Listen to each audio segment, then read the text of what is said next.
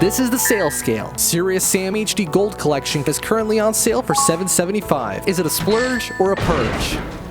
Serious Sam is a first-person shooter developed by the once completely unknown Croatian game studio Croteam. You probably know them now from the thetalosprinciple, but during the 2000s and early 10s, Serious Sam was their icon. The Serious Sam HD Gold Collection contains not only Classics Revolution, meaning that you get the first and second encounter separately, but also the HD remakes of Sam's classic adventures with all the DLC. I'll be treating all of these games as one experience as I review them. The core gameplay formula will be familiar to the more recent wave of boomer shooters. You move fast, possess a massive arsenal, and will have to contend with a variety of enemies in both confined spaces and large arenas. You won't have to do much puzzle solving, key hunting, or backtracking, but you'll still want to pay attention because every level is full of secret areas with useful items. You really will need all the health, ammo, and armor you can find because Serious Sam is a horde shooter, pure and simple. While this game may seem very similar to a Doom or a Quake early on, making it past the first few stages will clearly reveal the true core of the experience. That would be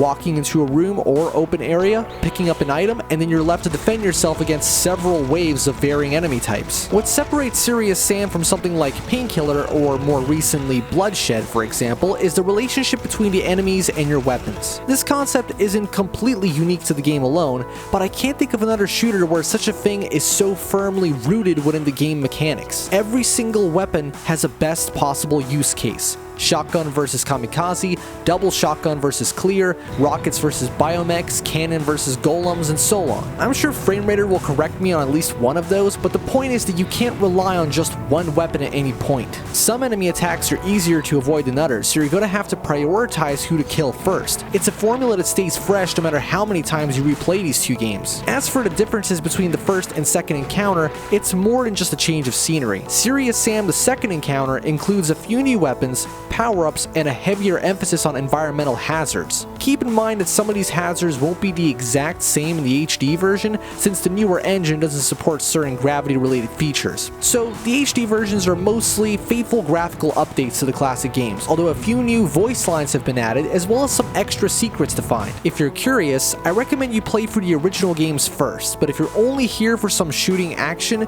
there's no reason not to jump straight into the HD remakes. Serious Sam Classics Revolution is a unified version of the classic Serious Sam experience, allowing you to play both the first and second encounter back to back. In addition, you get a brand new mini-campaign called the Bright Island, which is a sort of successor to a very old fan-made map pack called the Dark Island. The Bright Island campaign is decent for what it is, it looks really nice, but also has some incredibly unforgiving enemy spawns. Lastly, I'm gonna have to address the wearable in the room. Legend of the Beast is a piece of DLC released for Serious Sam the second encounter HD. Now, I'm not want to say that something sucks.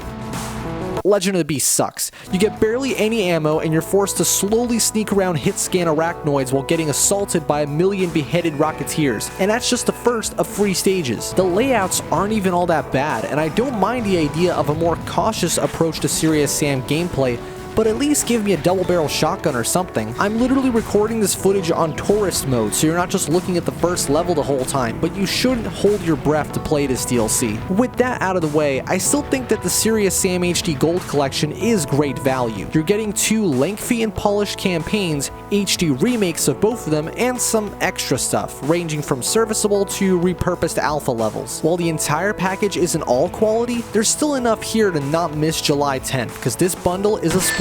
Be sure to subscribe and support the show in the description below.